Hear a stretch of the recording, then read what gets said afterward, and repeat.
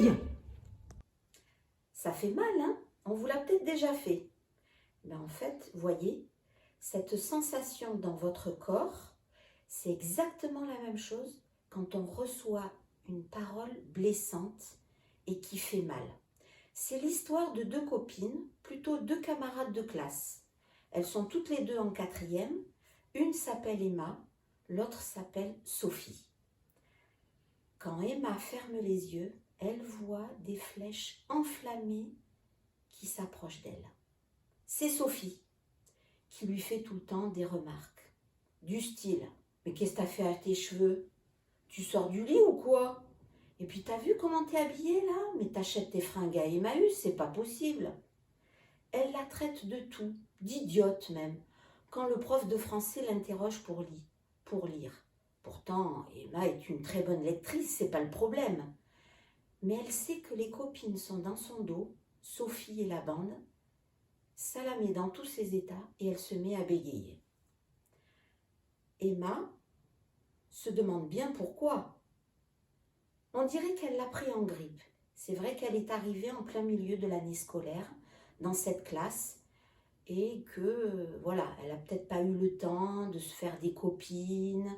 En tout cas, Sophie a décidé de l'embêter et de lui faire du mal.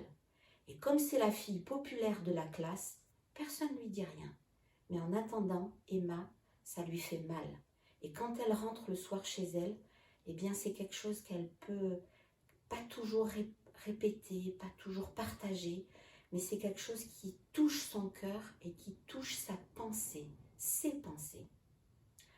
La Bible nous raconte un peu une histoire semblable. C'est l'histoire de deux femmes, et vous pourrez lire cette histoire dans le premier livre de Samuel, au chapitre 1er. Elles vivent ensemble. Une a des enfants, l'autre ne peut pas en avoir. Et celle qui ne peut pas en avoir, il y a une grande souffrance dans son cœur, qui ne se voit pas forcément, mais c'est une souffrance qui est là. Et la deuxième souffrance, c'est celle qui a des enfants, qui est toujours en train de la blesser, de la vexer, et même de la mortifier. Quel drôle de nom, ou plutôt, quel nom bizarre, quel mot bizarre.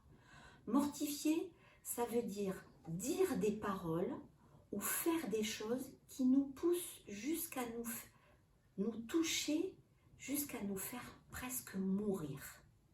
C'est terrible. Vous avez reconnu peut-être cette histoire. L'histoire se termine bien, parce que celle qui n'a pas pu avoir d'enfant, elle a finalement pu avoir un petit garçon qui s'est appelé Samuel, et même la Bible nous dit qu'elle a eu d'autres enfants. Mais en attendant, pendant peut-être plusieurs années, elle a eu des paroles blessantes qui ont touché son âme et son cœur. La Bible nous dit que de notre bouche peut sortir aussi bien des paroles qui disent du bien de l'autre, mais aussi des paroles qui font du mal, qui maudissent l'autre. Et je vous invite, dans la Bible, dans le Nouveau Testament, dans le livre de Jacques, il y a un chapitre entier qui parle de la langue. Vous savez ce que c'est la langue? C'est un tout petit organe. On en a tous une. Et on sait ce que c'est, nous les filles, hein, parce qu'on dit qu'on a la langue bien pendue.